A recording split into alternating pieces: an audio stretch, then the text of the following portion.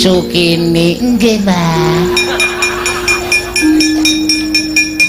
Kowe arep perang apa piye? Ya ampun, Mbah, arep wayang kaya ngene iki dijaluki karo sing nanggap lho, Mbah. Kowe kuwi nggih. Pokoke Sukini kudu metu. Nek ra metu piye carane supaya iso metu? Ngoten lho, Mbah. Termasuk bintang. Oh, iya deh. Arep maju mungsuh karang kadempel.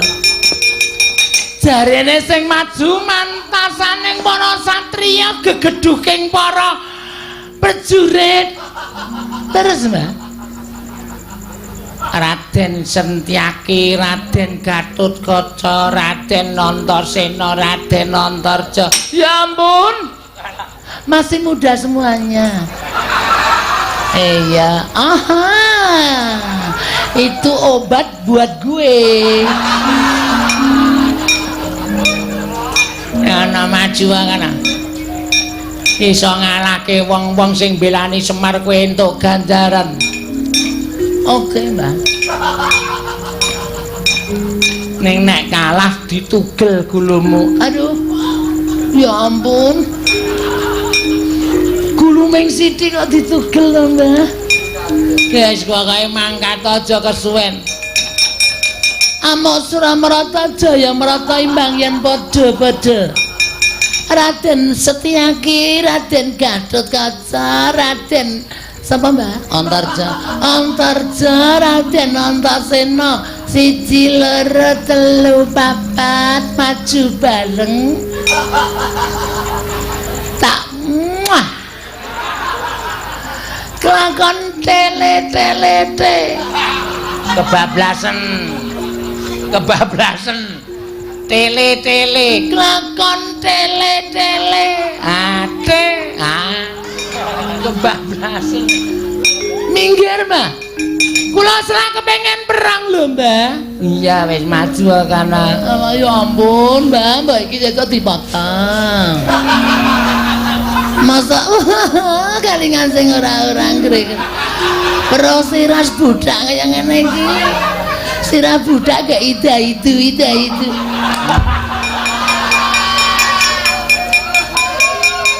Menungsa tatanan Sentyaki Gatotkaca Antarja maju legane atiku iki Sukini. Nek bengi Sukini, nek awan Sukina.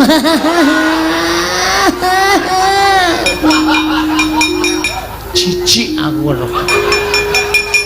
Wong kaya dikek urip candha tak sebul dadi apa kandamu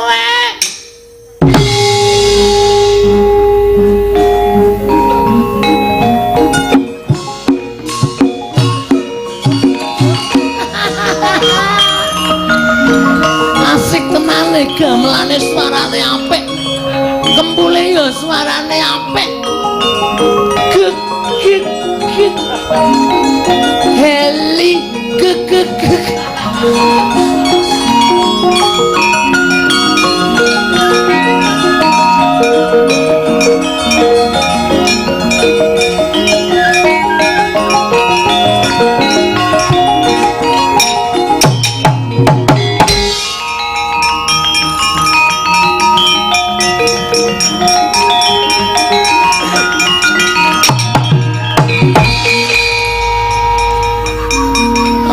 mati tanpa arah. Sapa, Mas? Nama Setyaki kowe sapa? Sukini. Sukini kok bringosen? Cukul sak karepe dhewe, Mas. Kok duwe bringos? Turunan kucing.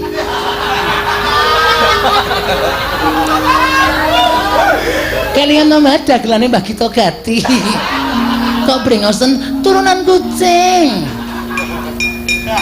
Arep ngopo mrene? Nglabras. Ngelabrak. Ngelabrak. Maafin dong kan yo salah kata. Iya. Ayo, kaya apa aku sing kecet. Manut nek ngendi papane wong perang? Nek Endi papane wong perang? Ning kono ana kebon peteng, Mas. Yuk. Ayo. Yuk. Kowe iki wong lanang apa wedok? Manut, Mas, kebutuhan. Nek lanang wong ra tukul. Nek wedok kok brengosen kan bingung. Aku pancen jiwane lanang, Mas, tapi apa darahku mengalir perempuan. Iya. Piye mundur? Gilane.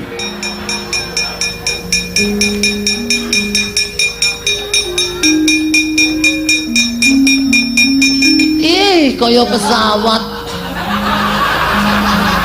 Apa? Kaya pesawat. Maksud ngono medun. Sapa Mas ganteng banget ya ampun brengose. Ya ampun iki lho sing diarani piyayi ganteng. Brengosen tur ora medeni tambalan baguse tambalan wibawan. Ya ampun ya ampun ya ampun ya ampun. Sama Mas. Gatut Kaca. Aja guyu. Oke aku nek guyu kok aku nek guyu aku ora seneng lho. Ilang moodku. Nek guyu ilang moodku. Aku ora mood meneh. Gatut Kaca. Gatut Kaca. Iya. Ya ampun gantenge ora jamat-jamat ya ampun. Raden lho. Kaya lagu pergi tanpa kesan. Ya ampun.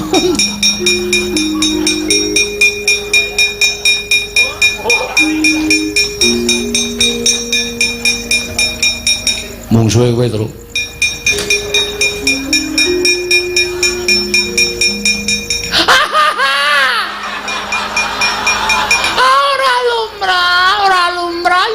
Isin aku mbok ditutupi lho. Mbok ditutupi ora lumrah ya ampun kok tukul nang kene ora. Kudune kan ora nang kono lho kok nang. Kaya tak ciwi-ciwi tak. Gemes banget aku ya. Gang. Ya ampun salah kedaden kok ya. Menungso apa udu ya ampun masa kancane do nang kene kok kuwi nang kono. Oh ya ampun. Asem tenan kaget aku. Merinding sakal ora. Ngapae? Goleki kancamu dolan. Tekan kene apa? Dan lo ider tekan kene. Heeh.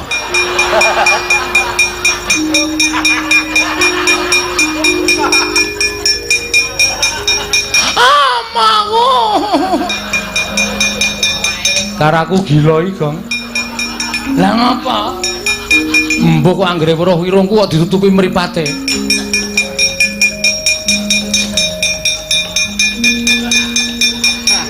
Iki anake sapa? Urung umur barang wis kelitian. Ajar ya. Arep ajar. Kurang ajar kowe. Ora bali tak kandhake bapakmu kowe tenan tak kandhake bapak. Ayo bali bayi iki sore. Ya ampun durung gedhok kupinge kok. Semengene bali ora? Bali ora? Ya ampun kowe iki bali ora? Nah, lho. Bocah wong tuwa.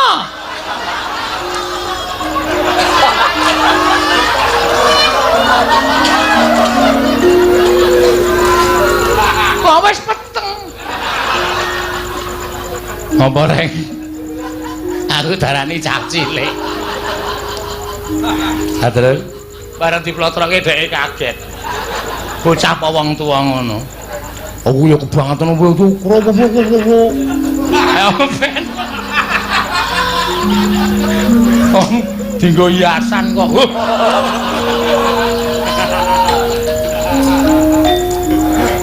Iki apa meneh ya ampun menungsane aneh-aneh ya ampun.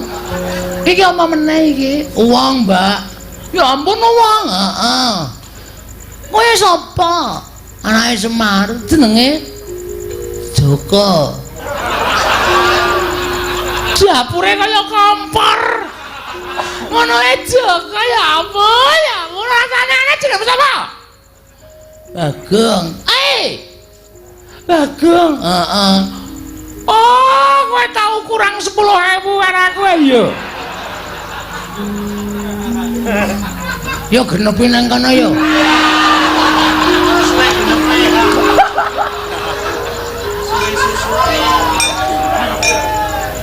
Genepi piye? Genepi nang kono ora.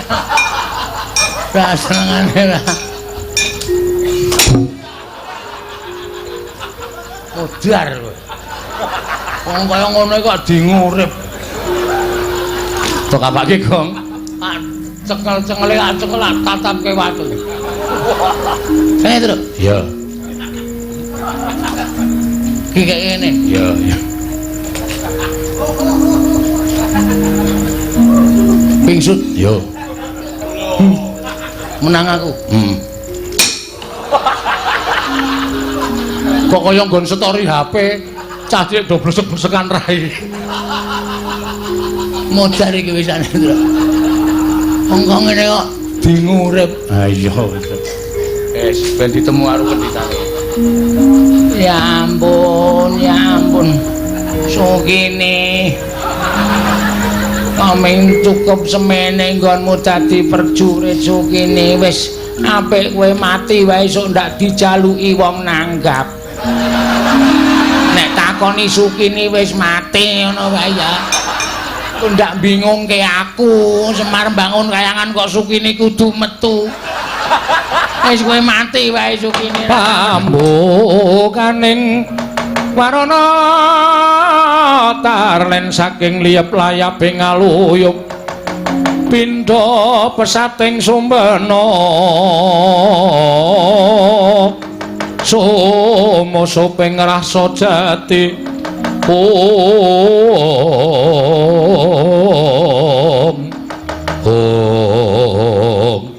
tan kawusa manjing gupit sanggar sangarup kena gantung sampun nalika semanten para putra Pandhawa kadherekan sanggaring para Panakawan medal saking jabaning rangkah padukan ingkang kadempel.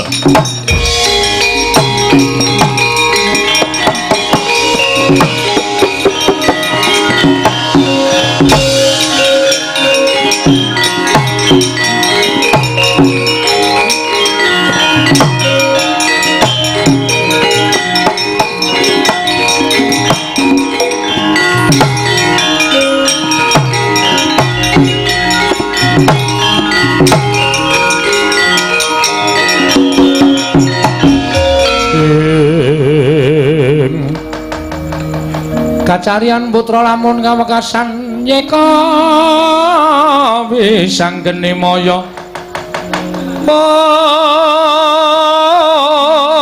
mong wisanggeni maya Wisnu Pratinda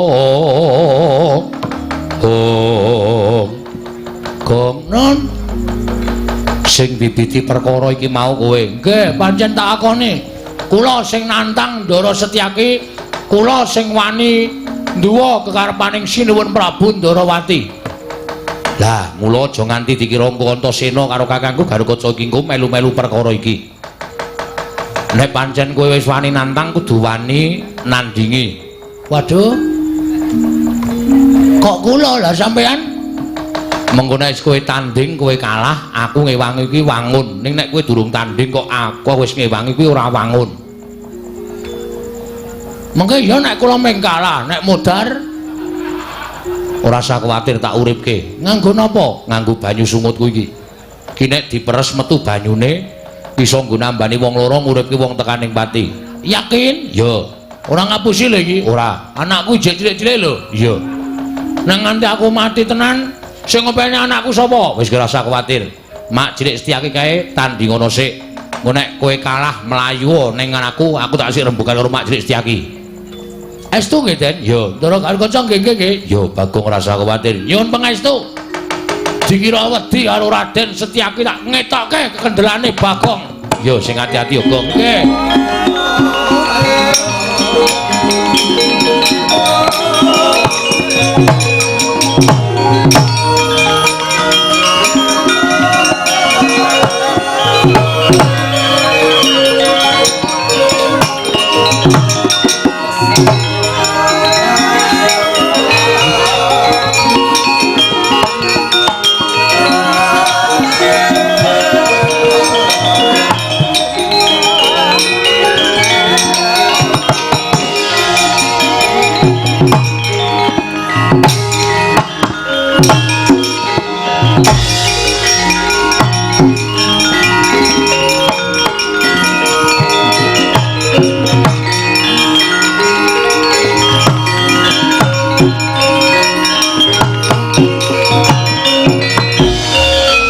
sinututi lamun katututan lamun mangsa prawira diktaya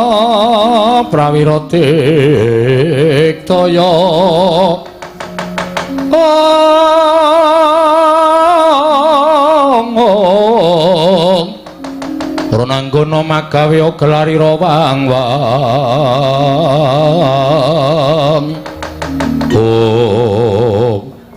Bagong Nun kok malah ucul kelambi nyandang nganggo kathok abang iki sandangane wong gelut lho sandangane wong gelut piye kula nek arep perang pancen sandang aku ngene iki tegese wis wani tenan lahir batin karo Setyaki sing tak wedeni apamu Mas wis kebacut ngibarate nyabrang kali wis tekan tengah maju ya klebus mundur ya klebus luwih becik ndodok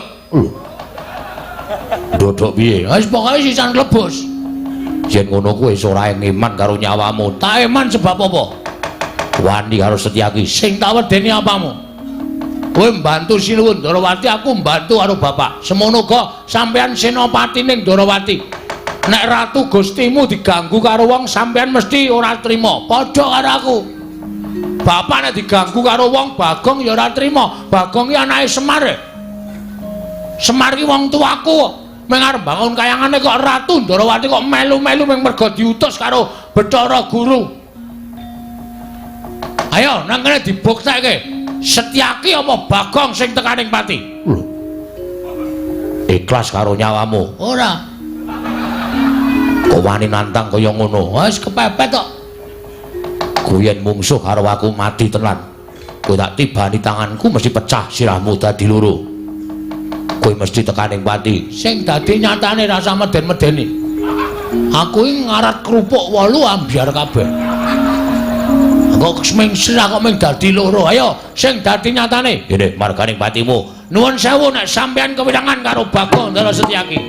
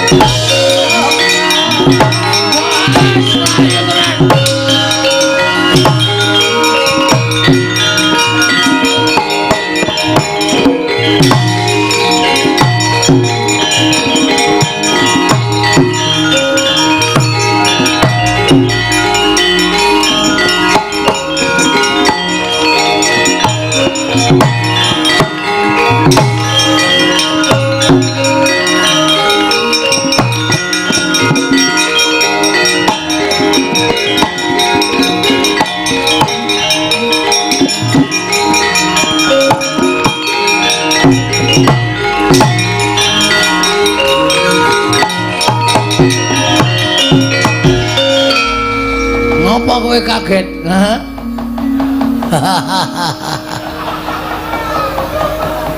Anggir Antasena oh mak cilik Anggir Garuwaca iya paman Anggir Antarja iya kula paman kok sami lenggah wonten ing mriki lho rombong aku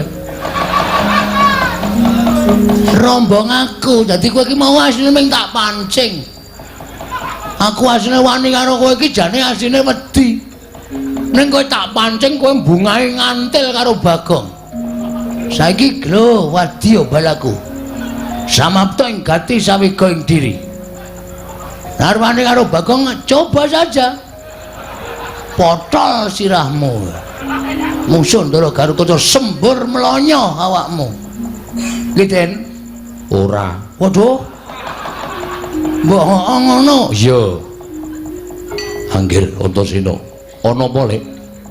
Kula lenggah wonten mriku. Gong minggir sik. Nggih. Sampurnake mau. Wong glelenge kepati-pati ora. Pancen aku neng kene. Anggir Antasena wonten lenggah wonten mriki wigatosipun. Aku wis kebacut sumpah karo kakekne Semar nek bantu karo kakekne Semar lahir batin.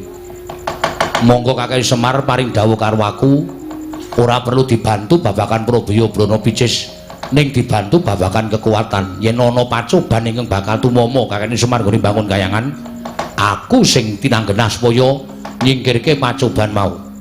Monggo Bagong matur karo aku nek Siwa Ndarawati dibantu Mak Cilik Setyaki bakal jugarake Kakang Semar nggone bakal bangun kayangan. Bener apa ora? Ya ngaku. Ngaku barang sing nakoni Antasena kok plendas-plendus kowe. Mau sing nakoni aku glelenge raja malah Bagong pecah siramu dadekke loro. Wonge papat kok mung dadekke loro. Nek ora oman piye? Ih, pancen jatosipun ngaten nggih. Lek gandeng aku wis saguh karo kakekne Semar, mongko aku ki jiwaning satriya. Nek nglencati apa sing dadi sumpahku, aku bakal nampa hukum saka sing gawe jagat. Mula nek Lek Setyaki, Paman Setyaki arep gawe rusak Karang Kadempel, luwih-luwih jugarake kakekne Semar nggone bangun kayangan, mungsuhe dudu sapa-sapa, ning aku Kakang Garukaca, Kakang Antarja. Digawe rame ya gelem, dirembuk sing apik-apik ya gelem. Odar.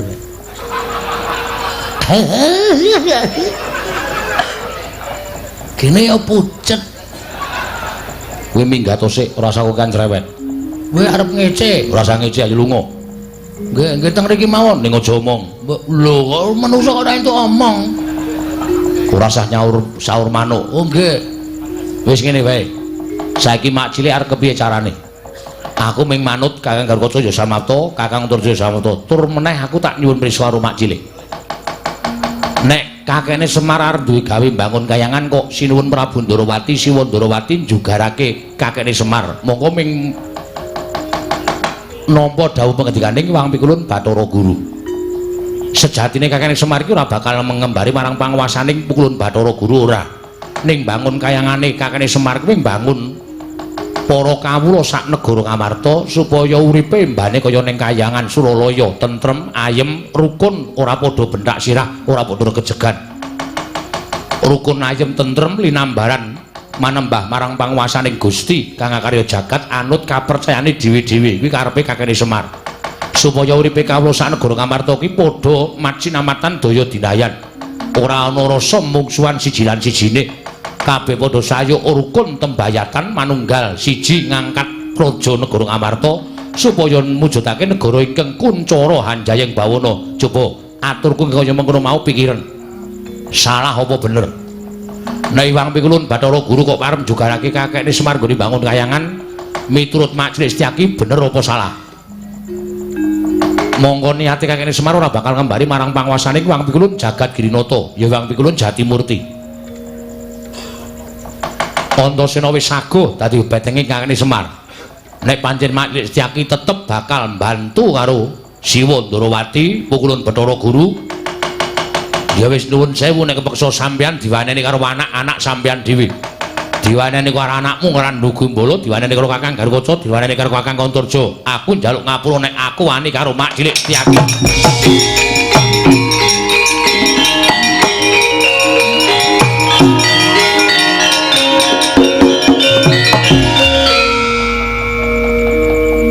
Pangapunten bareng mboten nggih. Lho, njaluk ngapura perkara apa? Sareng kula manah-manah. Mboten selaminipun kula menika mbelani tiyang ingkang leres. Lire Mak Cilik ngendika kaya ngono, kula malah manah menapa dipun lampahi dening Kanjeng Prabu Ndarawati menika namung manut dhateng perintahipun Wang Pikulun Bathara Guru. Monggo nyatanipun sareng kula midhanget ngendikanipun Anggir Antasena menapa dipun lampahi dening Kiai Semar menika leres mboten nedya ngembari dhateng panguwasaning para dewa. Nah, syukur nek sampeyan eling tegese ning kene ora bakal ana peperangan sing gedhe. Tegese ora bakal ana peperangan antaraning Mak Cilik karo anak-anakmu Antarja, Antasena, Gatotkaca. Piye iki ngejak damai? Iya Bagong aku salah. Ya ora apa-apa, sone rasa gleleng ya. Dumeh wong seneng gelut, dumeh wong seneng perang kok. Ora malah, iki mergane patimu. Kala mangsa kula kandhani nggih. Jalma menika tan kena kinira, girilusi kaya Bagong ngene iki. Arep wong kaya ngene ning akeh sing bantu, akeh sing ngewangi. Iki mau urung nek sampeyan tak laporke upama aku ki dadi wong tumbak cucukan, aku matur Ndara Antasena. Dandang tak aturke kontul-kontul tak aturke dandang. Apa sing tak gawe-gawe tak aturke Ndara Antasena, Ndara Antasena sampean jotosan karo Ndara Antasena. Sapa sing kapitunan? Iya Bagong. Nggih. Mane sona iki ora sok aneh-aneh. Ya ora. Piye terus arep iki madeg dhewe apa bergabung? Aku manunggal karo kakekne Semar. Ah, iki mau ngene peraturane. Peraturan apa? Ana peraturan lha iki mlebu anggota bangun kayangan iki ora sak penake. Ana peraturane. Peraturane piye?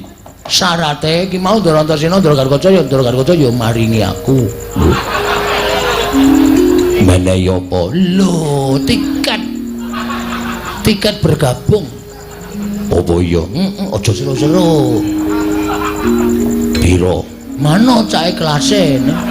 Paling sithik 350. Yo aku tadi siji. Yo tak bayar kenceng. Nah, tetep saiki wis dadi ditulis sebagai anggota Linmas Karangkadempel. Yo Bagong, boleh bergabung.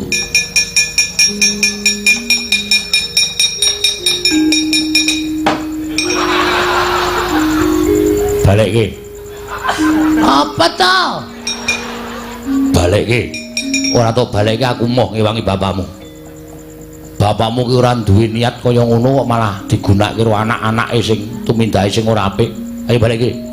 Alah, mau wong golek rejeki sithik kok tok penging to, Den.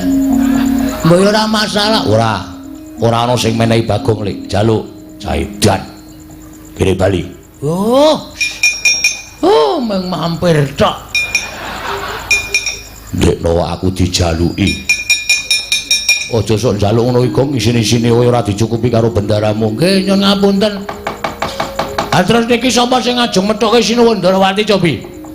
Sinuwun Ndarawati niki panek Ndara Setyaki ora iso mbondo kula, ora iso ngrangket kula sing unak-unake Sinuwun Ndarawati panjenengane mesti duka. Sapa sing arep lawan Sinuwun Ndarawati? Bagong, Nun, Koko Prabu aku sing methuke. Koko ora binadu arep karo aku, ora bakal mentolo karo aku. nah ngono ki tegese mbelani tenan. Nek sampean mengko didukani Sinuwun Prabu Ndarawati, Wis ben, tak lakonane.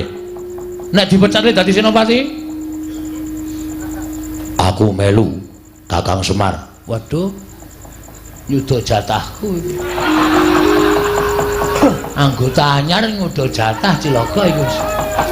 Wis ngrekoso. Wis ora usah cerewet ngomong diwangi penting. Oh, tak pethuke Koko Prabu Ndarawati. Ning kowe yo melu. Nggih, ngestoke dawuh. Ayo pethuke Bagong. Monggo.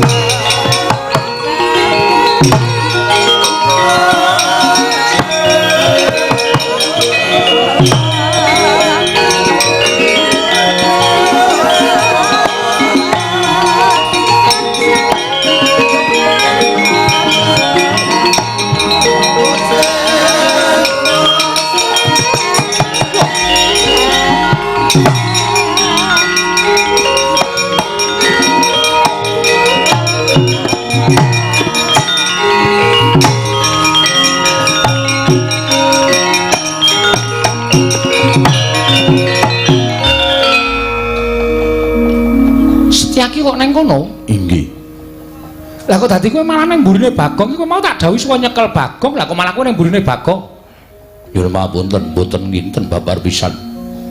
Menawi kula kawon kaliyan Bagong. Lho. Si Adi kalah karo Bagong. Kawon. Kula dipun gulung dening Ponokawan Bagong. Midanget napa mboten? niki lagi dadi lakon begini. Aja kok Setyaki. Bathara Yama dipati ra. Edan tenan. Yama Dipati iki dewa tukang jabut nyawa. Lho kula njabut untu kulina. Lah niku ora dikon jabute tak jabut kok. Neng ngono Sencaki wis kalah karo kowe. Kalah, Sencaki wis manunggal kali kula. Ndara Sencaki wis manunggal kali kula wis dadi tahanan kula. Mula Ndara Sencaki pun boten manut kali Ratu Ndarawati. Ning manut karo Bagong. Lho. Apa ngono Setyaki? Nyuwun pangapunten Kakang Prabu. Lah apa Sadi bakal klirwa karo kewajibanmu minangka Senopati Ndarawati? Sekawi kula Senopati Ndarawati nanging kula sampun kawon kalian Bagong. Lan samangke kula sampun dados reh-rehanipun Panakawan Bagong. Setyaki, Wonten dawuh. sinuwun Prabu Ndarawati diundurke. Nek ora diundurke, ndak gawe kisra gegayane Bapak Semar. Nggih, ngestaken dawuh. Setyaki.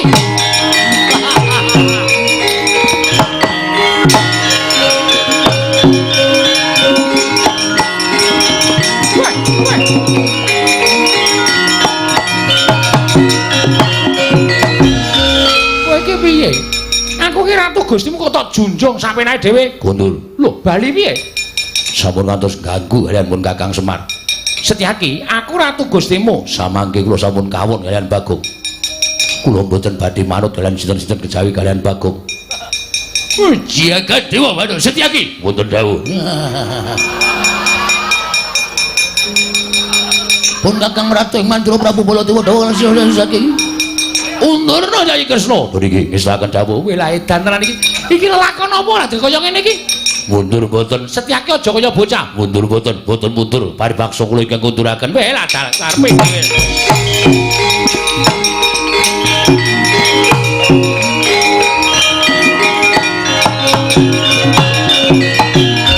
Oh ya Jagat Dewa Bathara. Ya kaya ngono kuwi Dimas. Ya kaya ngono kuwi sing tak karepake. Si Adi kudu bantu lawan pun Kakang Yayi.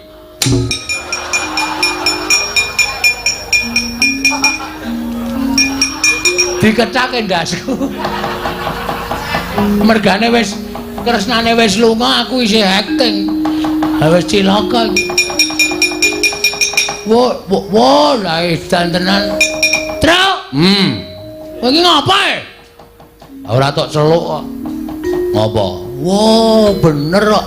Bener piye? Sinuwun Ndarawati jebul pancen sing ngetutke Bathara Guru. Ketarane. Lah kae. Kae lho ketemu karo wong. Numpak Jawa nggawa stop map. Iki Umar Bakri, udu. Bathara Guru kok Umar Bakri. Bathara Guru ki dewa ning kayangan. Ah, tangane papat. Heeh. Ah, kae gelo. Gelo, mburine ana kaya wewe. Endi? Wo, Betari Durga ngono, Gong. Wah, iki mesti setran gondo lumayet barang do melu-melu arep jugarke bapak. Lapor karo Ndara-ndara terus. Ya.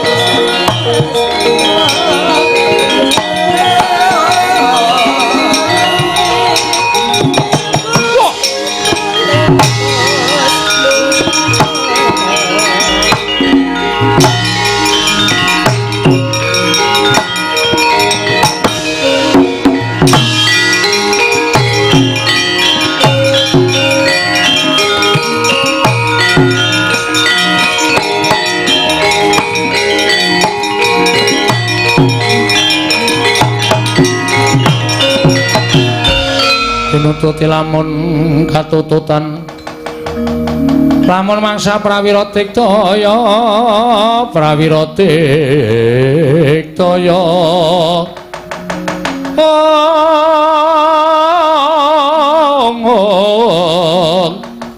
ora kono magawe gelari rawang-wang.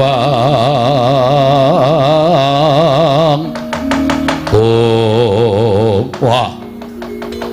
Sowe takon karo aku Senopati Ndorowati Raden Setyaki kowe sapa? Abdi Dandang Mangure. Ya Setran Gondolo Mayit. Aku tumenggung Panigas Jonggo, dasar para nyata. Ya Endi Semar. Kon jugarake ngene bakal bangun kayangan. Bisa jugarake Kakang Semar ngene bangun kayangan watune iso nyempal bau kiwa tening Setyaki. Piye? Nyempal bau kiwa tening Setyaki. Wani harau sing tawedene apa ora mingkas arep tebak jadamune marganing patimu Singalena Prapting Ralis Panigas Jonggo.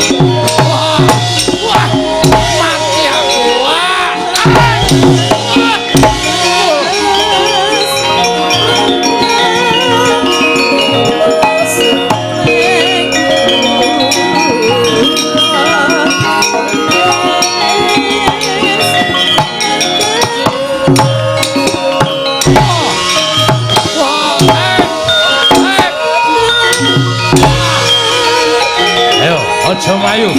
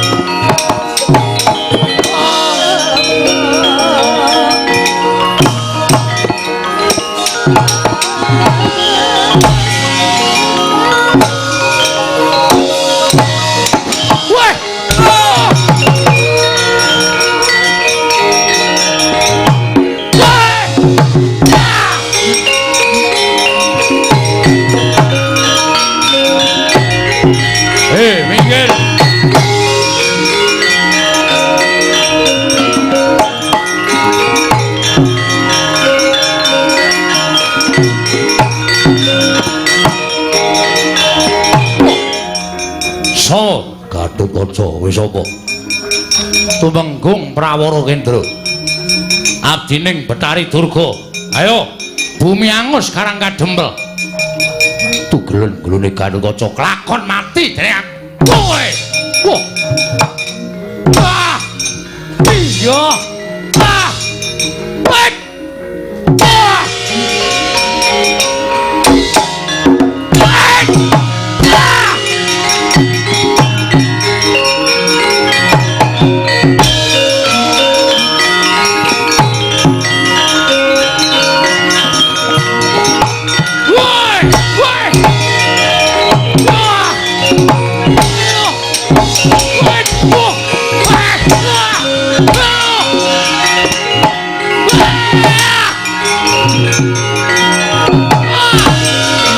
Oh, malah nang ngisor.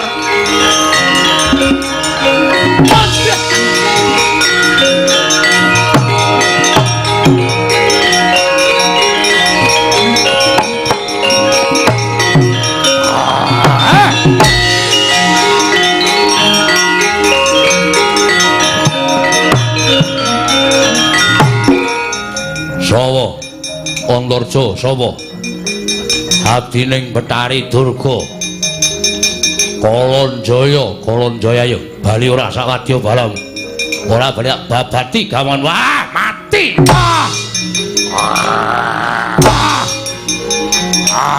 hai hai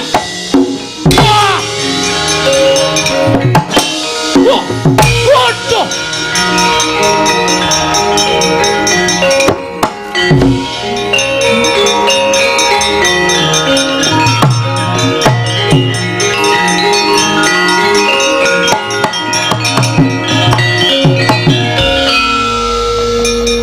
komeng gelis Kang tak candak tak bleseki ning lemah mudar tak pendem sisan abe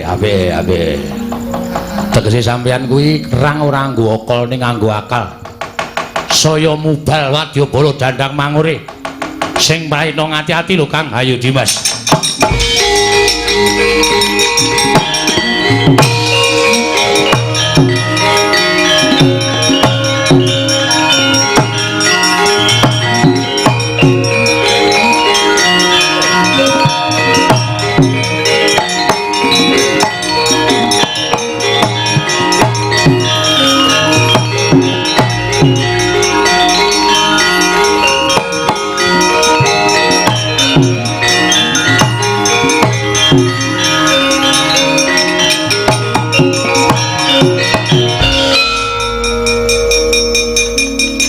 Panikas Jangga. Nggih, Mbah. Piye mungsuh Semar menang apa kalah? Semar mboten izin. Lho, dipun bantu dening anak-anak Pandhawa. Kula pinanggih kalian Setyaki. Setyaki? Nggih. Jebul pinanggihipun nadyan kula menika sampun dados abdipun Betari Durga. Diwane panggudha pangrencana nanging nyatanipun kula kawon kalian titah sewantah nami Setyaki. Kaya mungsuh Sencaki. Bejo kowe ora modar. Sencaki ki wong gaweane gelut. Gek kowe iki lagi minyik-minyik. Prajurit durung tau perang ming lagi latihan tok kok wis perang. Ana mundur kana. Nggih, Mbah. Wah, edian.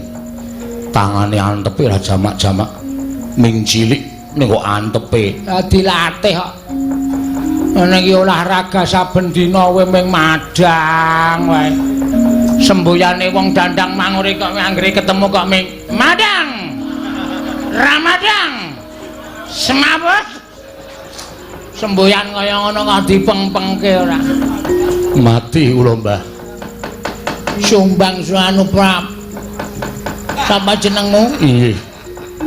Kula pun Prawara Kendra. Nah, piye mungsuhmu sapa? Kula mboten tepung ning satriya Mambah Dirgantara. Mabur. Nggih. Dadane ngene murup. Nggih. Gatotkaca kowe. Gatotkaca. Heeh. Nyamber iki wonengen. Kula dicandak rikane arep duncalke ning tangan kula nggondheli kampuhe Gatotkaca. Kula mbabit mengisor ning sidane diuncalke. Sirahmu graya ana. Piye? Tesih. Alhamdulillah. Gatotkaca iki gaweane nugeli sirah. Bejo kowe perang karo Gatotkaca ora? ora potol ndasmu iki wis bejo. Mundur kana. Inggih, ngestakaken dawuh. Kula semanggaken, Mbah. Wis ora ana sing mangga kuliah.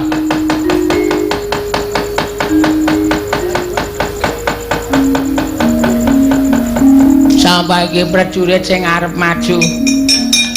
Yen lewat aku kelingan dubur kae. Biyen tak goleren, ayo, Sukini nggih, Mbak.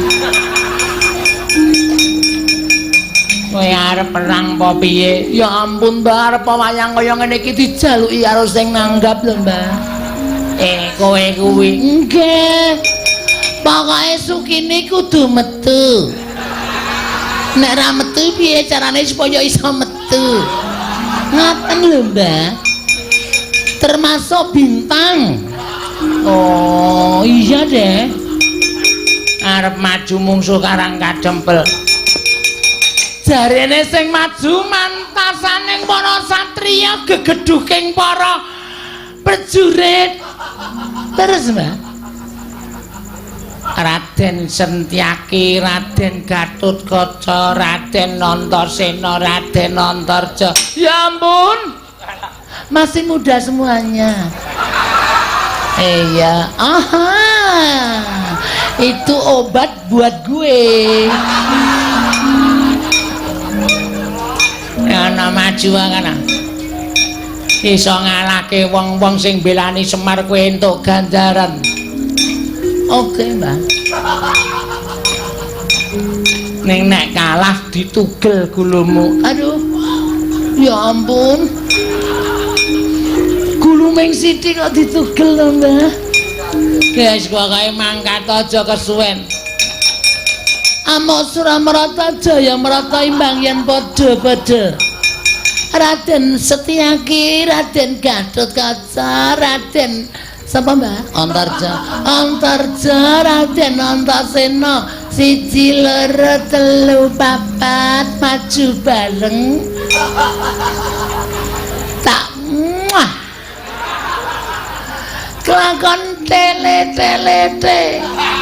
Kebablasan. Tele. Kelakon tele. Ate. Kebablasan. Minggir, Mbak. Kula serang kepengen perang lho, Mbak. Iya, wis maju kana. Ya ampun, Mbak iki kok dipotong. Masa kalingan sing ora ngrek. Pro siras budak kaya ngene iki. Sirah budak gak ida itu.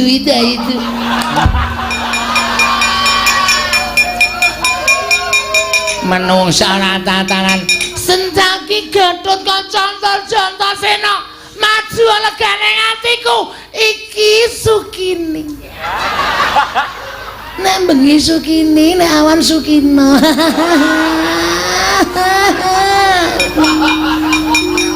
Jijik aku lho. Wong kaya dikek urip candha tak sebul dadi apa kandhamu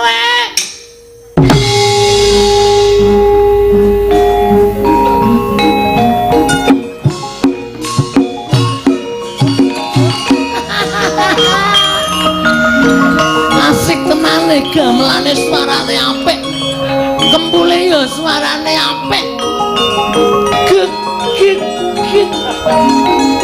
heli gek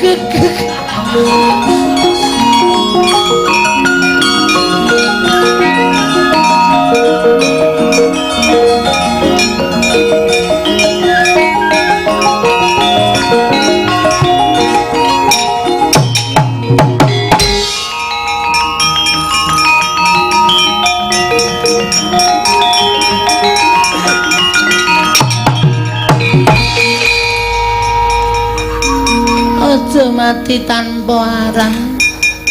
Sapa Mas? Nama Setyaki wis apa? Sukini.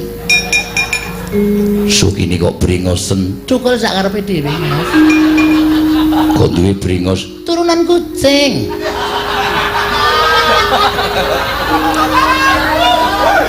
Kelingan nama dagelane Mbah Gito Gati. Kok brengosen turunan kucing. Arep ngopo mrene? Nglabras. Ngelabrak. Nglabrak. Maafin dong kan yo salah kata.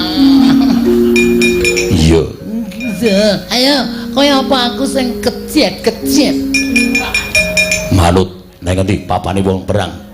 Nang endi papane wong perang? Ning kono ana kebon peteng, Mas. Yuk. Ayo. Yuk. Kowe iki wong lanang apa wedok? Manut, Mas, kebutuhan. Nek lanang wong ra tukul. Nek wedok kok brengosen kan bingung. Aku pancen jiwane lanang, Mas, tapi apa darahku mengalir perempuan. Iya. Dia mundur. Gilane.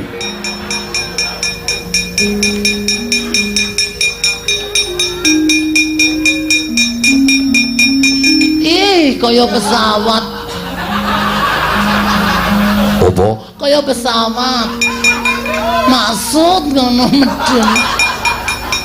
Sapa Mas ganteng banget ya ampun brengose. Ya ampun iki lho sing diarani piyayi ganteng. Brengosen tur ora medeni tambalan baguse tambalan wibawan. Ya ampun ya ampun ya ampun ya ampun. Sama Mas. Gatut kaca. Aja guyu. Ora aku nek guyu kok aku nek guyu aku ora seneng lho. Ilang moodku. Nek guyu ilang moodku. Aku ora mood meneh. Gatut kaca. Gatut kaca. Iya. Ya ampun gantenge ora jama-jama ya ampun. Raden lho. Kaya lagu pergi tanpa kesan. Ya ampun.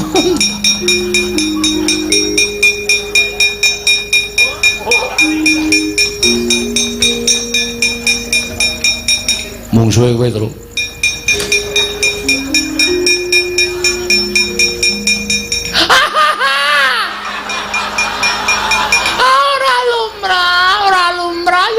Isin aku mbok ditutupi lho. Mbok ditutupi ora lumrah ya ampun kok tukul nang kene ora. Kudune kan ora nang kono lho kok nang. Kaya tak ciwi-ciwi tak. Gemes banget aku ya. Gang. Ya ampun salah kedaden kok ya. Menungso apa udu ya ampun masa kancane do nang kene kok kowe nang kono. Oh ya ampun ya ampun. Asem tenan kaget aku. Merinding sakal ora. Ngapain? Goleki kancamu dolan. Tekan kene apa? Dan lo ider tekan kene. Heeh.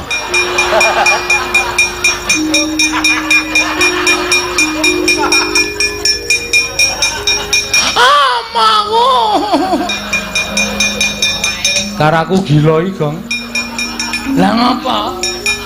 Mbok kok anggere weruh wirungku kok ditutupi mripate.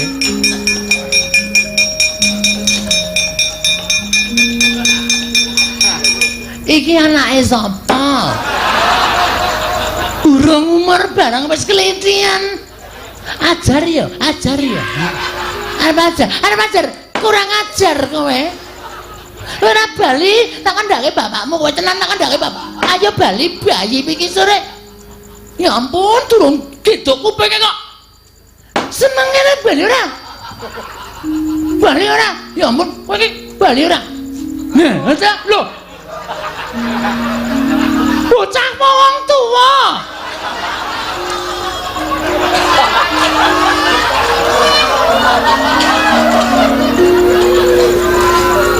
Kok wis peteng. Apa reng? Aku darani cah cilik. Ha terus Bareng diplotroke dheke kaget. Bocah apa wong tuwa ngono. Aku ya kebangetan opo itu kropo. Ayo ben. Oh, dinggo hiasan kok.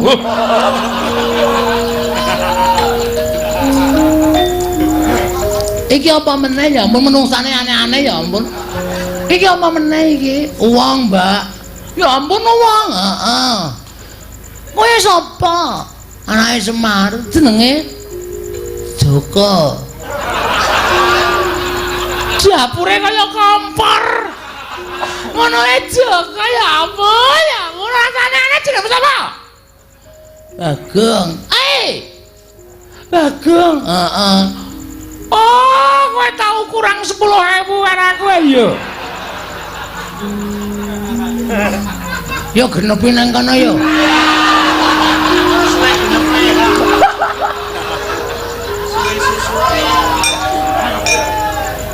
Genepi piye ya? Genepi nang kono ora.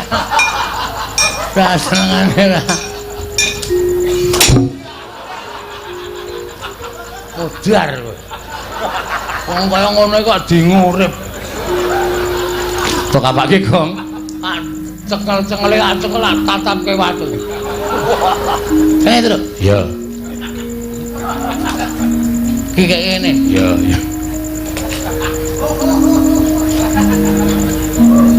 Pingsut. Ya. Menang aku.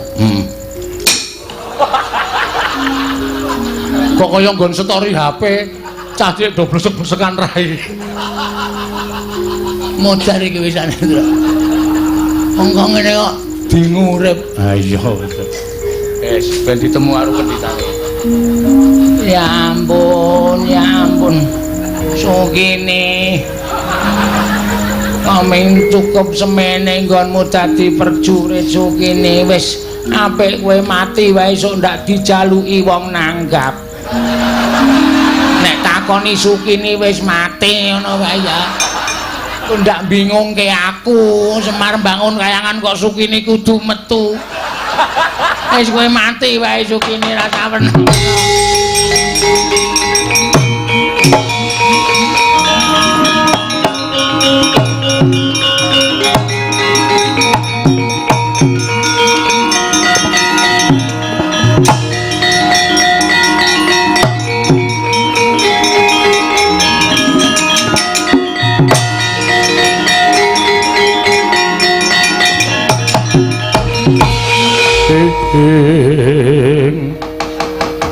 Pandhita kang kinarya wangsit pindha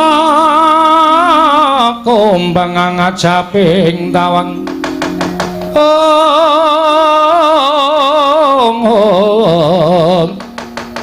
ngajaping tawang susuh angin ngendi nggone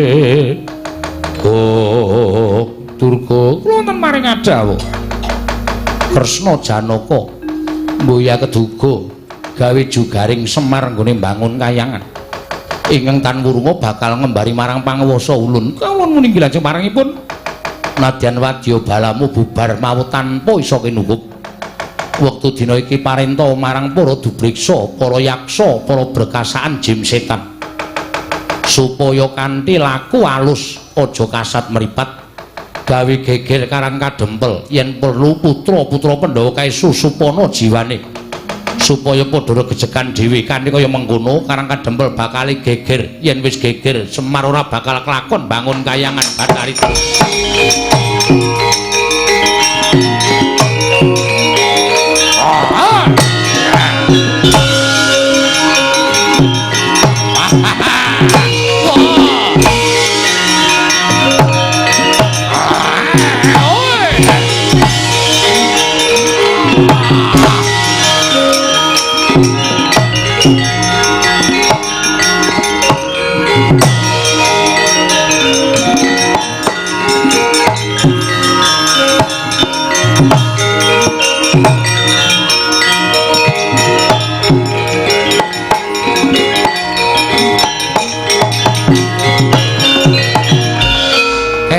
Raden Setyaki tebih saking sangganing para putra Pandhawa.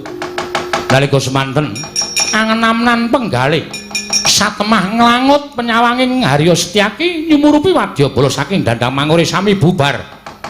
Datan saged kinukup adrih kelawan kridaning Sangya para putra Pandhawa.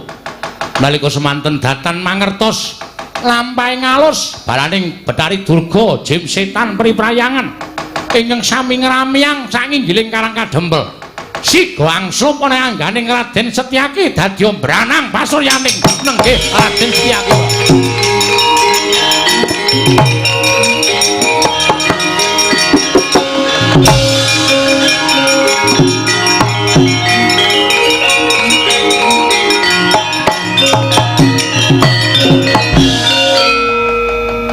Nalika semanten datan mubah datan musik dupa sinusupan jiwaning iblis wadyabalaning sampan ya Betari Durga. Nalika semanten saya suwe kate alabrit netraning Raden Setyaki ngero kaya yaksa balik. Nalika semanten siga nrajang wadyabala Karang Kadempel.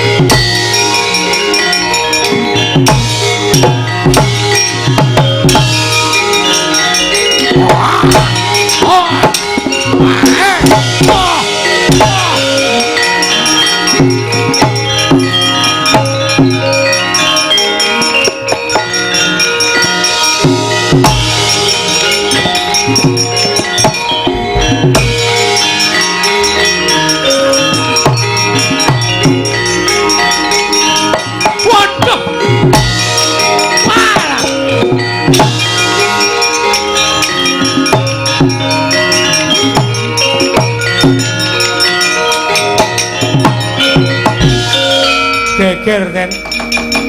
Lah kok dadi kanane kaya ngeten iki terus pripun lajeng kula tumindak? Eneng apa terus? Wah, sampeyan iku ora kanan Karang Kadempel mosak masik mboten kanten-kantenan. Tangga teparo kula sing maune rukun do gelut dhewe-dhewe. Wong wedok do bengok-bengok jerit-jerit wah kaya wong kang supan. Malandara Setyaki kali Ndara Garukaca sami gelut piyambak-piyambak kaya ngoten nika pripun kanane niki kira mboten sampeyan tumindak geger Karang Kadempel. Weh lah dalah.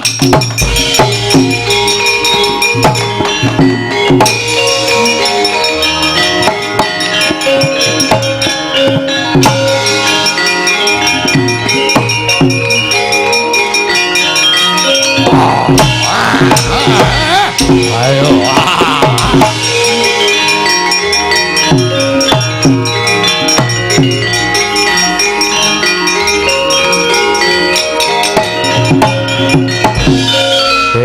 Candak to. Kanthi cara kasat mripat balane Betari Durga ora wani nrajang awake dhewe. Nggih. Ning terus nganggo nggunakake cara alus nyebar wadyabala Jim Setan Priprayangan berkasaan do ngangslupi jiwaning kawula sak Karang Kadempel. Malah Mak Jlik Setyaki karo Kakang Garukaca ribut kae ora kok saka karepe dhewe. Lah terus karepe sapa? Ora saka karepe dhewe karepe sinten? Mergo kae uga kesusupan jiwaning iblis. Mula sing prayitna ngati-ati, syaraté ming siji. Nggih. Aja nganti ana sing ngalamun, nek ngalamun ndak kesasapan jiwaning iblis. Gong, ora ngalamun lho, Le. Ngantuk ya. Ning aja ngalamun, ngantuk kena ning aja ngalamun. Ngantuk entuk mboten, Ndara? Ora entuk. Ora entuk ngantuk, Gong. Lho, kok sirahe dikeplaki dhewe? Main mumet ndak liar-liar wae. Ket mau liar-liar saploke bar mangan mie ayam. Oh. Mangan mie ayam bareng to. Heeh, karang yo ngelih. Ha iya. Ngati-ati lu Gong aja ngalamun. Ndara Antasena wis dawuh aja ngalamun. Nek nganti ngalamun cilaka kowe. Weruh apa, Gong? Demit ketoke. Hah? Demit. Oh iya. Hah, kae lho. Oh, kae ketok kae. Loh. Waduh. Gareng ngono kale. Wah, wis.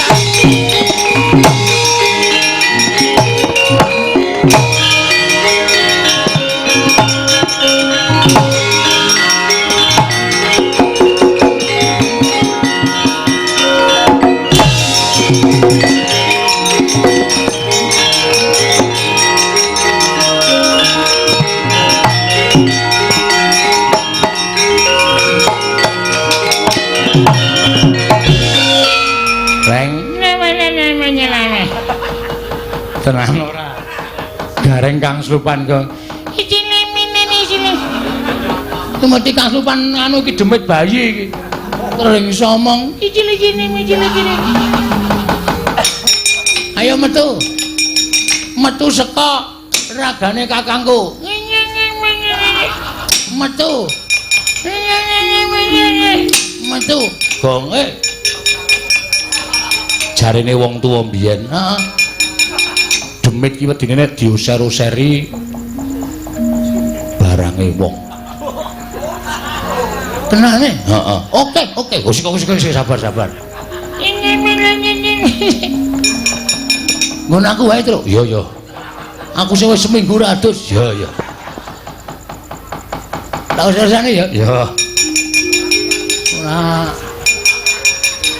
Hei. Oh, sorry. Oh kebacut mambu kok.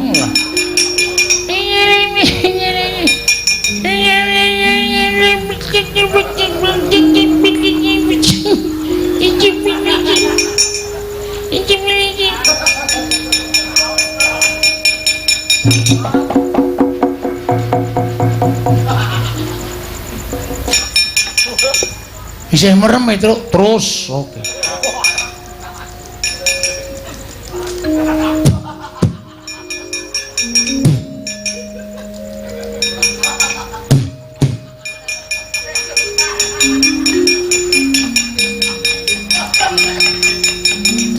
Terus. Wis paras barang isih dipopoki. Saedan ora. Usaha kirang kene tak lapi kene kok dadi templek ning rai barang. Saedan ora. Matur Bapak Truk yo.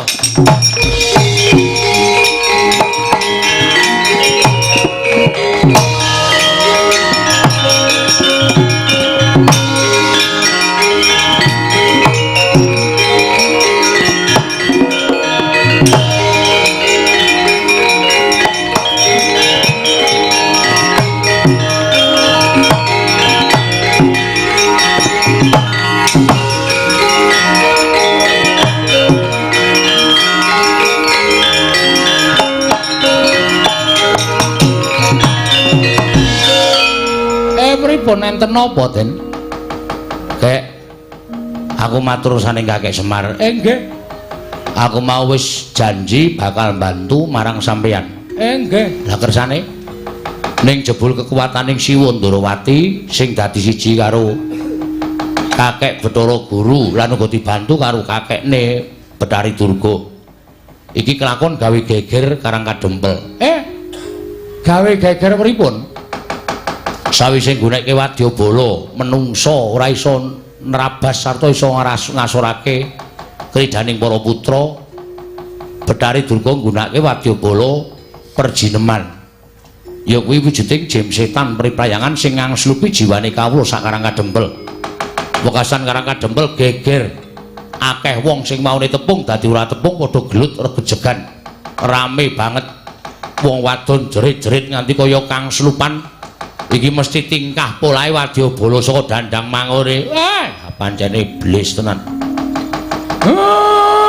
Sampeyan mang mlayu teng Ngamarta. Aku, nggih. Wigatine Sinuwun Puntadewa kan rawuh mriki sinambi mundi pustaka Jamus Myang Jimat Lima Sada. Tanpa kekuatan niku kula mboten duwe kekuatan napa-napa. Ning nek pusaka pun tekan mriki, kula sing ngrampungi. Yo, njaluk pangestu kek.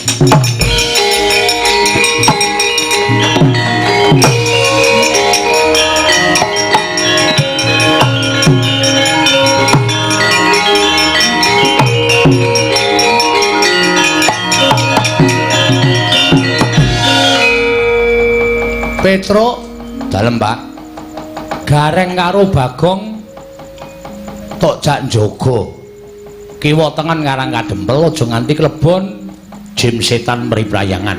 Oh nggih carane pendak pajupat pager sing mapan ana ing Karang Kadempel talelana janur. Oh nggih ngestakaken dawuh. Nek tok taleni janur ora bakal ana sing iso mlebu. Wis to, manut karo bapakmu. Nggih, ngestoke dawuh, Pak. ngenteni rawuhe Bendara Mundara Puntadewa mengko aku sing ngrampungi ngestoke dawuhe sing ati-ati aja lali lho to Le mboten nek perlu kowe ya nganggo oh nggih ngestaken dawuh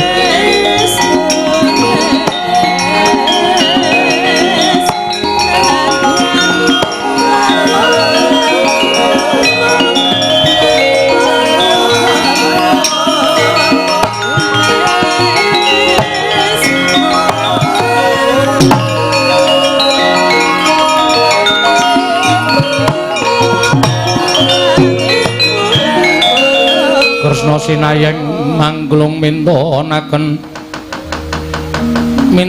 dewi kramanira kang kumitir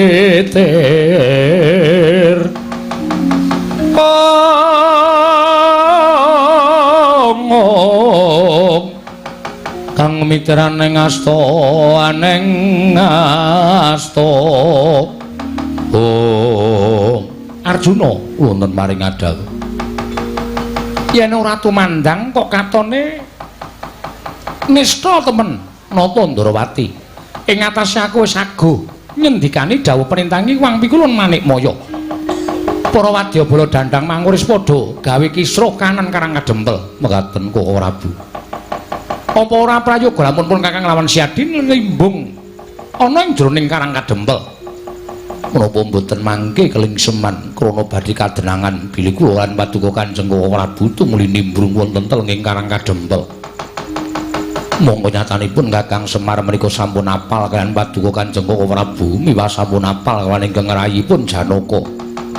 Sanane aja wujud nata Ndrawati kepareng paduka. Ayo derek napa Kakang salin wujud. Aja wujud nata Ndrawati sewawi Koko Prabu kula derekaken.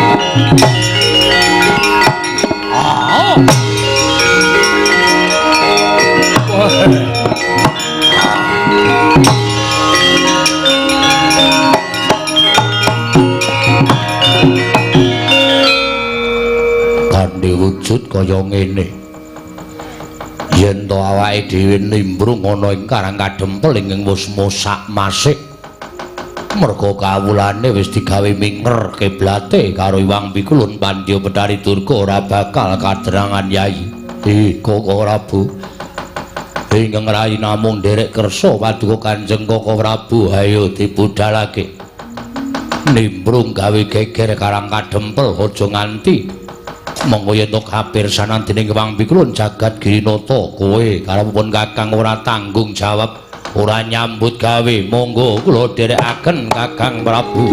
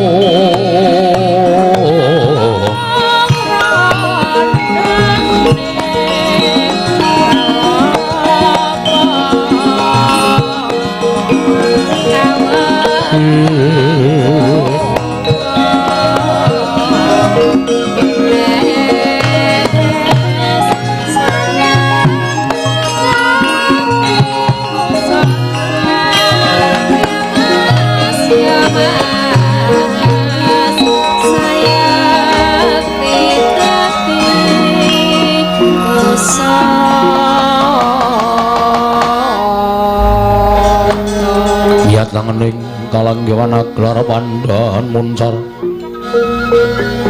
tinon lir kekonang surem sorot etan padang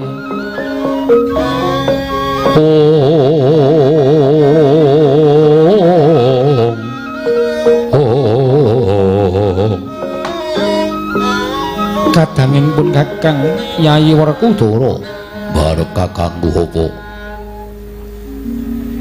kaya bingung penggaling pun Kakang bareng nyumurupi jroning pasewakan ora katon suwani kadangmu Yayi Panengah Dimas apa ana kabar pawarta babagan adimu Panengah ya kuwi si Arjuna menyang endi dene dina samengko ora katon sowan marang Praja Ngamarta ora usah dadak takon perkara Janaka sepisan aku ora ngerti menyang endi dununge Janaka angka loro mesine barep kakangku ora bakal pangling karo watakane adikku ya kuwi si Arjuna nggone lunga saka negara Ngamarta ora mung pisan iki nanging marambah makaping-kaping mula perkara jroning pasewakan iki ora katon suwane Janaka tumrap aku ora dadi sabab ingkang wigati apa ta darurane dene barep kakangku nimbali sowane adi-adimu kabeh mula gage paring pangandikan aku redya midhangetake ngendikane barep kakangku Dimas Werkudara barep kakangku piye pawarta ing sumebar warata saindenging negara Ngamarta lamun dina iki Kakang Semar bakal duwe gawe apa lungane Arjuna iki mau ana sambung rapete kelawan Kakang Badranaya nggone duwe gawe iki Yayi Werkudara niat langeneng kalangguan aglar pandhan moncar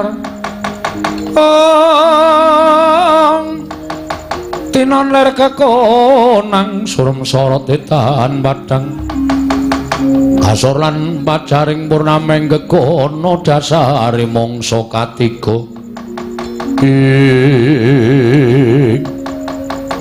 dereng ngantos paripurna nata ing Amarta Prabu Darmakusuma medhar sabda kelawan ing ngraying Jodipati kedadak sowaning satra ing Randu Gombala Bambang Antasena karya cingkak kang samya mulat Tandya Bala Pandhawa mbiyok kumulung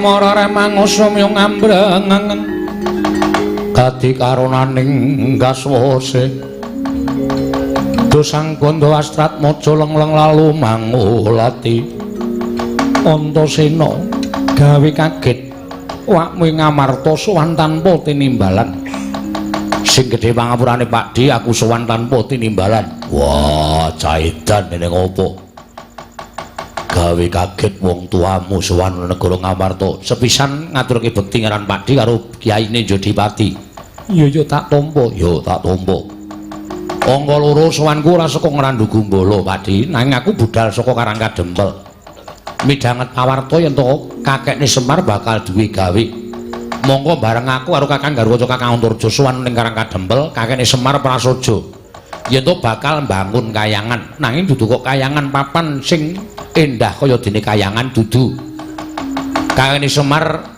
mbangun kayangan ming kepengin bangun uripe para kawula sak negara Ngamarta kuwi mbane urip ana ing kayangan kebak katentreman lan kabagyan wis ora bakal tak jlentrehke wose kegayaning kakekne Semar mau luhur lan becik nanging dumadakan babak anglayoni jujulan usuli. Ora kanyono-nyono rawing Siwa Ndarawati didherekake Paman Madukara. Ingkang ora trima nggone Kakang Semar bakal bangun kayangan. Jebul tinemune Siwa Ndarawati didhawuhi dening Iwang Pikulun Bathara Guru supaya njugarake gegayoning Kakekne Semar. Monggo sejatine Kakekne Semar ora bakal biniat ngembari marang Kayiwangan ya mung kepengin bangun negara Ngamarta. Uripe para kawula embane kaya urip ana ing Kayiwangan. Nganti geger Siwa Ndarawati sajake wis ora melu kalawan kabejaning Kakekne Semar. Klebu Paman Janaka sajake kok malah bangun miturut karo dawuh pengendikaning Siwa Ndarawati. Paman Janaka ora melu karo kabejaning Kakekne Semar nggaris momong lawan Paman Janaka lan sak kulawargane.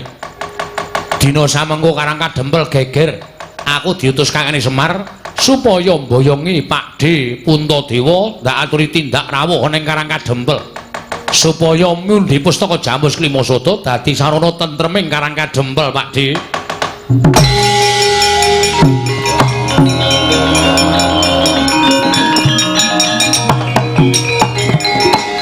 Jlamprong wong edan ora ngerti labuhane karo Semar karo Dipol nganti wani bakal jugarake karo Pani Semar Badranaya. Barep ana apa Yai? Rasa dadak kakean gunung sing tanpa guna. Ayo tak gendong budal ning karang kadempel.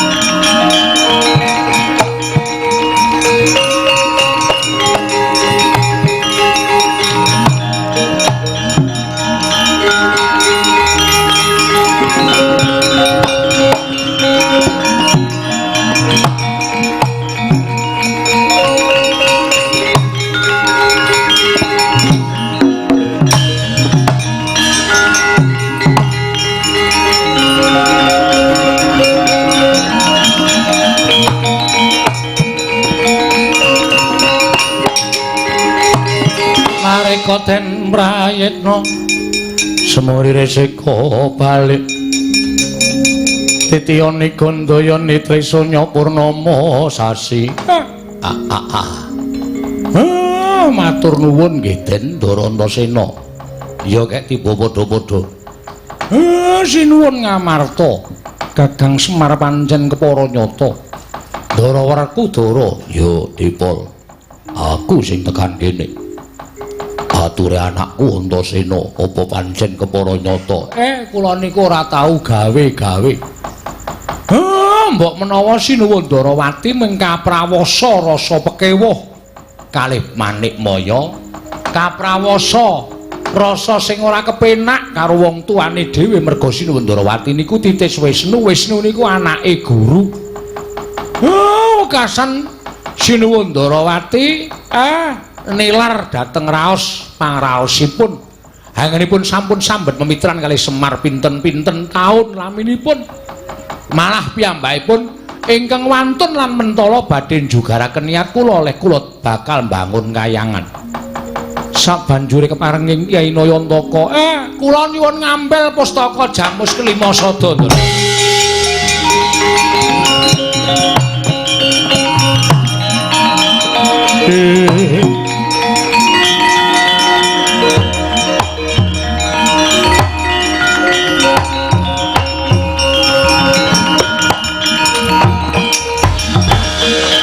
Asma bang mangaruna kadinetrane nganggo rapo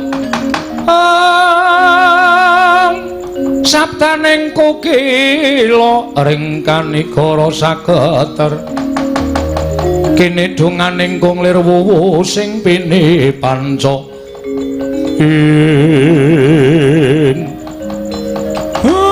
pusaka ni ajeng kula gawa mangsa Baranga Kyai Semar Ndara Antasena piye kek kula njaluk karo sampeyan kadang-kadang sampeyan dora gejegan niku mang pisah. Liar misah piye kae Kang Slupan balaning Betari Durga. Sampeyan mang nyikep Ndara Gatotkaca Petruk nyikepa Ndara Setyaki.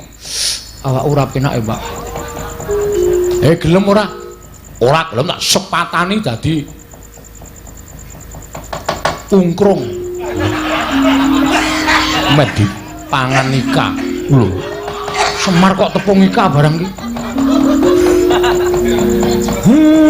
Ya wis nderek. Ayo Gong. Yo, aku jane arep ngaso malah. Dikon nyambut gawe. Kae ora do diungkuli pustaka Jamus Lima Sada ndak. Ora rampung perkarane.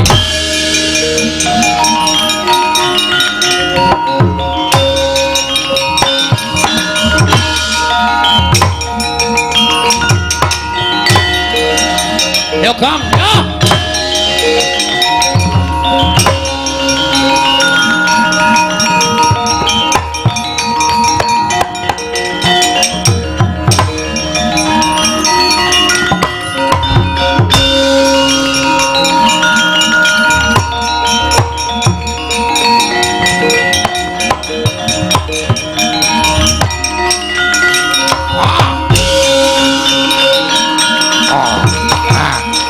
Sabar Kang, sabar.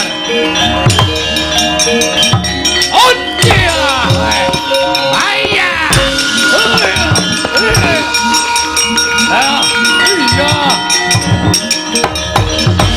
Gong ngewangi Gong. Terus. Nah tanganane ndak ora rampung terus ngono. Waduh. Wis guys, digajul kita caku kalah kok iki tak digangsum iki warane. Gong, matane Gong. Matane sapa? Matamu. Aku ngapae? Sing tok gajul ndasku. Ketoke mbok ndasmu. Pancene diangara. Semar malah suwe banget iki, malah ngangkring. Pola wedhus tenan kok. Mer, iya aja kuwate.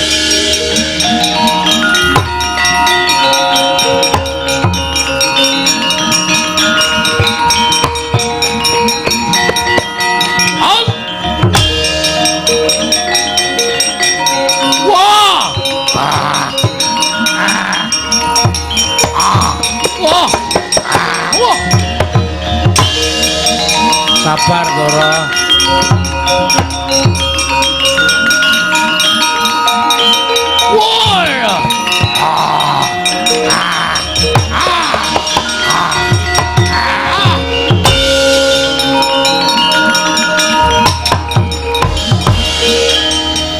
Jiwa Semar aku kena ngopo? Kakang Semar aku kena ngopo? Sampean dora ngerti. Sampean dora eling. Nah, mboten kaya ngoten. Gong tak antil samu lho, kowe. Metu ora, Tru? Ora, ameng dinyonyoke kok metu. Tak ora ndalane metu. Ndara Antasena. Sampeyan kudu iso gawe lunga wujuding jim setan ya. Ndara Sencaki, Ndara Gatotkaca mangaso, ampun ngalamun niki akeh para jim setan pribayangan.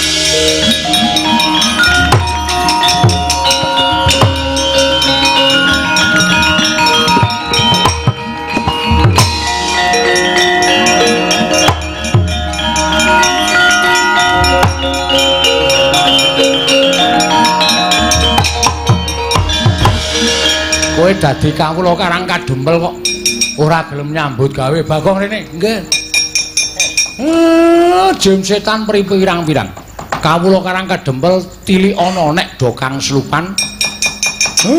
Kowe kudu nganggo japa mantra sing tak parikir kowe. Jaba mantrane apa, Pak? Jaba mantrane aja dodol Pak aku ora hafal. Ya ora.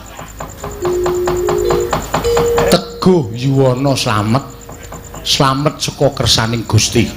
Anggere neng demit kowe muni ngono ora kobong awake. Oh nggih, nggih. Wis kuwi. Muni apa, Gong? Teguh. Teguh ngopo? Teguh piye? Teguh yuwana slamet, slamet saka kersaning Gusti. Teguh yuwana slamet. Slamet adine Teguh. Slamet saka kersaning Gusti. Slamet saka kersaning Gusti. Golek setan. Yo. Teguh yuwana Aku Petro. kaya setan rupamu. Matamu. Kakang niku Ngoten yo.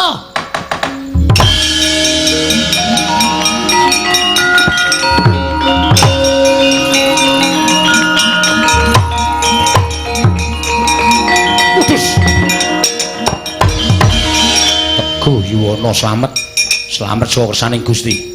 Teguh yuwana slamet, slamet saka kersaning Gusti. Modar. Bapak iki pancen wong ampuh tenan. Ming kata-kata kaya ngono wae iso ngusir setan lho.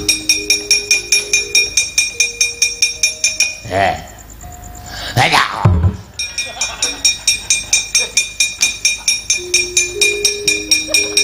Aku kudu entuk iki, Truk. Ha iya. Nggo nyoba kok. Heeh. Teguh yuwana kaya. Yuwana minggat. Minggat diusir Prasti.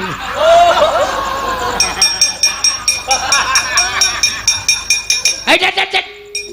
Teguh yuwana slamet. Slamet saka kersaning Teguh.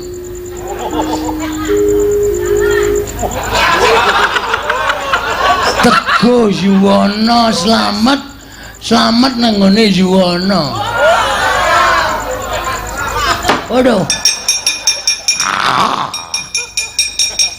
Truk, salah ya, Truk. Petuk kene. Teguh yuwana slamet, slamet saka kersaning Gusti. Teguh yuwana slamet, slamet saka kersaning Gusti. Teguh yuwana slamet, slamet saka kersaning Gusti. Modar.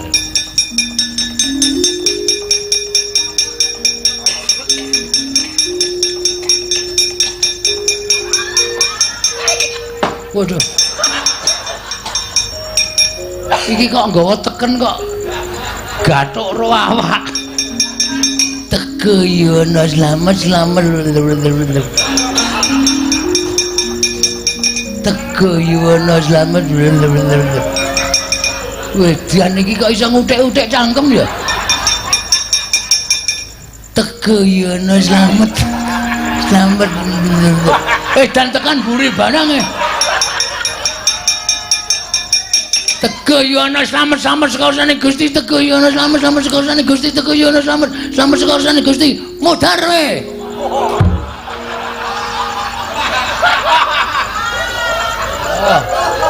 Kram ora kowe. Mate kowe. Wis, kram kowe.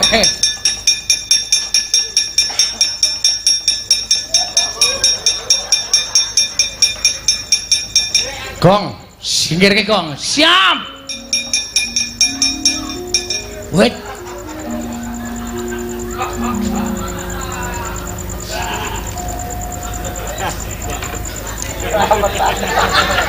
Teguh yuwana slamet.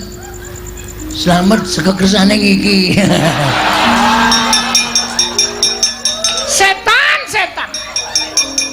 Nunggu karepe dhewe malah Teguh yuwana slamet, slamet saka kersaning Gusti. Teguh yuwana tatak tangguh-tanggon. Iman kudu kuat. Ora kena goreh rongeh merga saka demit sing bakal tumindak ing ora prayoga. Teguh yuwana slamet, slamet saka kersaning Gusti. Teguh kok neng kono kowe, Guh. kowe wae Gong, ora kuat. Cak pikirane do elek-elek ora. Teguh, arep mripate tutupi ora bakal.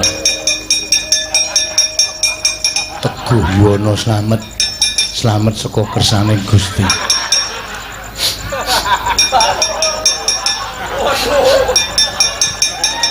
Guyono slamet. Slamet saka kersaning Gusti. Mripat tak tutupi kok tetep mambu ya.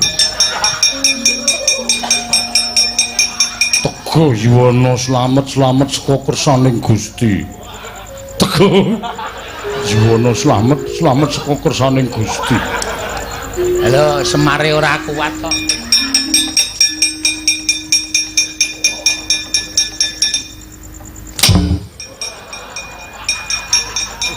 Yo ngene to dinggo dolanan. Ono kawane do edan. Ande ding dong ding ding ding dong ding hae. Babu ding dong ding. Bagongi munyok ora. Kok ngono kok padake kemana? Oh, senengane lah.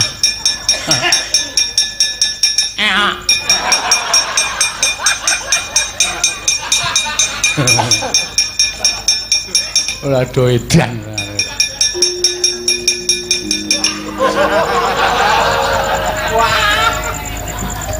Truk. Sirake. Tanten dasmu lho kok. Iki dipendem. Wah, dipendem iku kudu muda. Nek nganggo sandangan ora ditampa sukmane. Apa? Copot sih. Copot.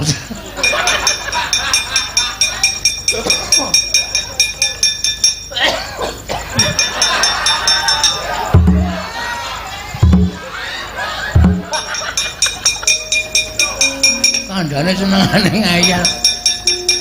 Mangkelake ora senengane ora. Setan kowe.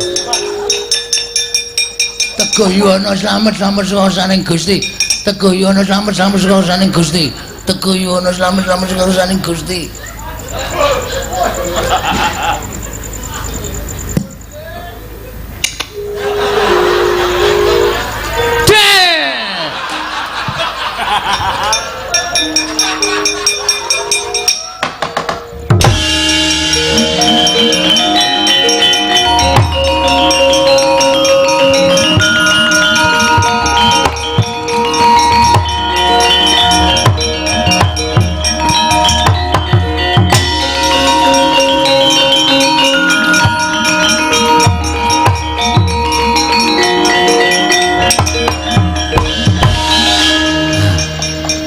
Wong kuwi aja sok kongkonan ning nek kurang kira-kira kurang marem matimu kuwi takokno karo sing kawogan.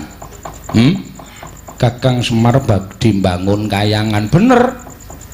Ning aku ora arep mbangun kayangan padha sing mbok lenggahi ning kayangan Suralaya kono ora. Aku ora sulap karo Kamukten. Aku ora sulap karo gebyaring bondo donya, aku ora sulap karo derajat pangkat. Semar ki dadi pamomong. Nek ana rusake sing tak mong kuwi sing dicucuk Semar, mongko sing tak mong ki kawula sak negara Ngamarta. Lah nek aku kepengin mbalekake panembahe wong sak negara Ngamarta, mbalekake morale wong sak negara Ngamarta supaya urip tentrem ayem, embane urip ana ing kayangan nganggo tembung bangun kayangan, ngono ki apa kleru? Oh, iki mung perkara gething keburu sengit karo Semar kok. Anggreneng perkara kok gawe bab sing gegeran.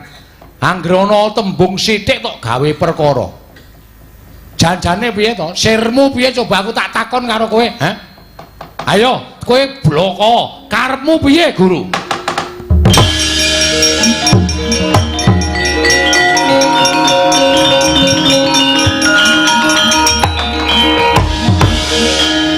Kakang Ismaya kula nyuwun pangapunten. Pangraos kula kadhi Kakang Ismaya menika badhe ngembari dhateng pangwaos kula. Nek aku gelem dadi dewa kaya kowe, kowe ora metengkreng ning Sela Kandawaru Binangun. Nek aku gelem dadi dewa karo Kakang Tejamaya mbiyen kowe ora gleleng dadi dewaning para dewa. Inggih, kula nyuwun pangapunten. Ayo bali. Inggih. Betari Durga jak bali. Inggih, ngestaken dawuh. Kowe iki jare wis pegatan kok isih runtang-runtung. Iki jare wis pegatan kok tilik bayi barang isih wong loro. Sermu piye? Aku isih bareng karo ayah.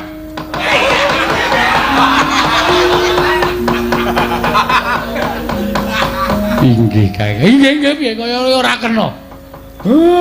Sapenake dhewe. Kurang ajar kowe ya. Lah wis muni ora sambung kok isih rono rene dijaki. Rono rene dijaki ora. Aneh-aneh. Nggih kula nyuwun mau. Ayo bali. Bali inggih ngestaken dawuh. Ora bali titanono wae. Bethari Durga jak mulih ngestaken dawuh Kakang.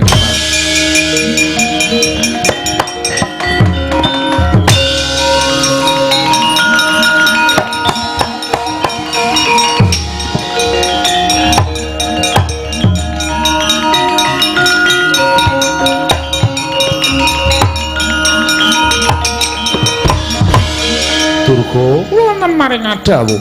Iya dina tak goleke pangan baju barat. Nanging sagedakan iki para baju barat kantinen bali marang Dandang Mangure. Ngestaken dawuh Iwang Pikula.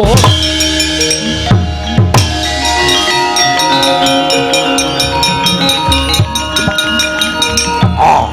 Wah.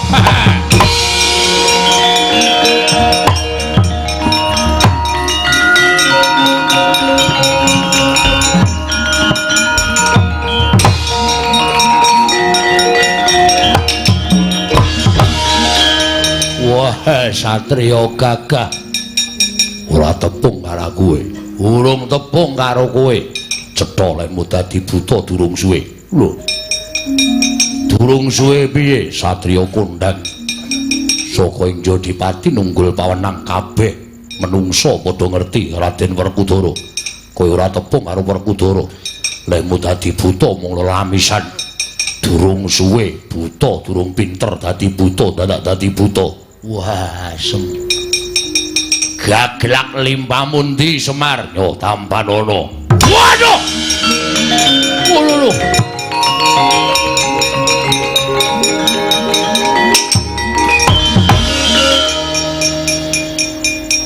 Diantem nggon pupu tak tendang sambatmu ngaruwara.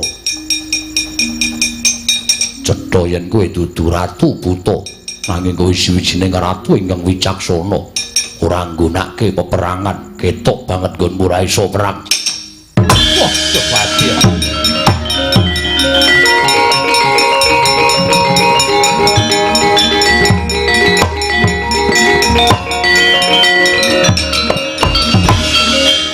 Werkudara, yo. Pun Kakang ora usah nganggo pawadan sing aneh-aneh. Bathara Guru wis bali ning kayangan. Wis ngakoni nggone Kakang Semar bakal mbangun kayangan. Apa kira-kira Kresna kakangku isih bakal nyendikani dawuhing Bathara Guru sing wis nglenggono karo klumputane. Ngono to, Yayi? Yo. Pun Kakang tak ketemu karo Kakang Semar aku tak nyuwun pangapura. Wah, syukur Kresna kakangku.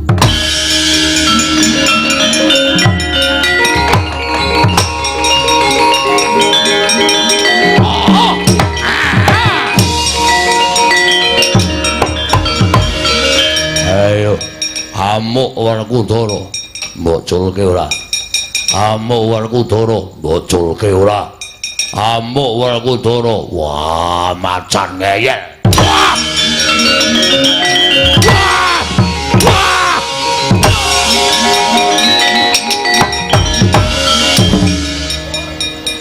Kakang Mas. Munio. Nggih.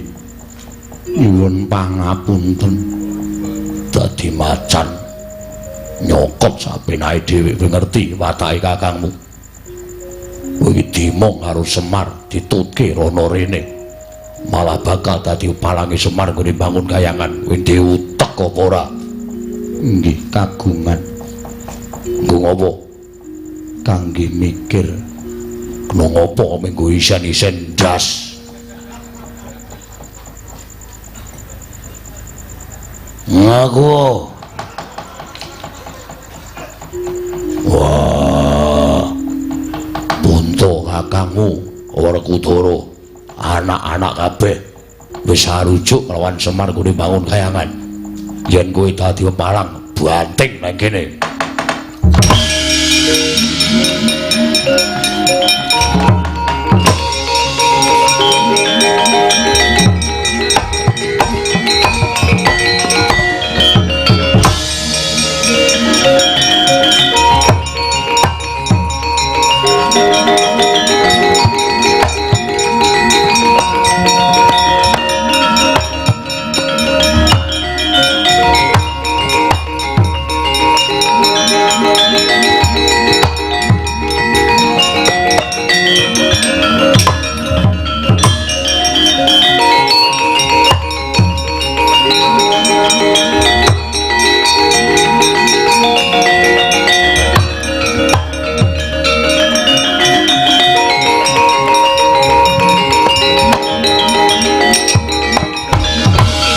Kakang Semar, aku nyuwun pangapura Kakang.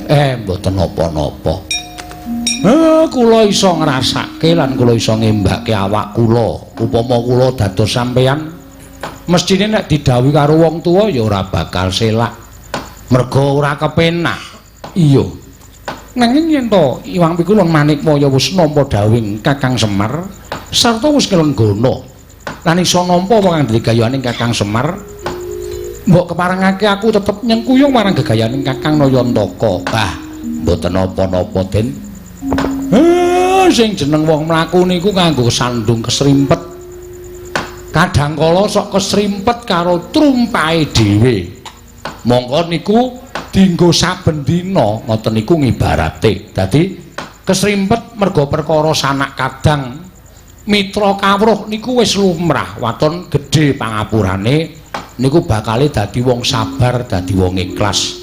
Ngen kula mbangun kayangan niku ora kok kanggo kebutuhane Semar dhewe mboten, nanging kangge kebutuhaning sedaya para kawula sak negari Ngamarta. Jumbuh kaliyan ingkang dipun leksanani dening kekagungan Kajat dalu punika anggenipun sampun makafaken papan panembah supados para warga sak dusun menika hangesti dhateng panembah sejati manut dhateng kewajibanipun piyambak-piyambak. Kakang Semar mengkono. Mugi-mugi tansah nampi kanugrahaning dewa, tansah nampi kanugrahaning Wang Mahanasa. Ingkang nandhang raga panjenenganipun bapa Tresna Reja ugi pinaringana saras pinaringana waluya nirbaya nirwikara durga mendhak kala sirna. Mugi-mugi sapengker kula papan mriki tambah ayem, tambah tentrem, tambah reja, tambah ngrembaka ndara.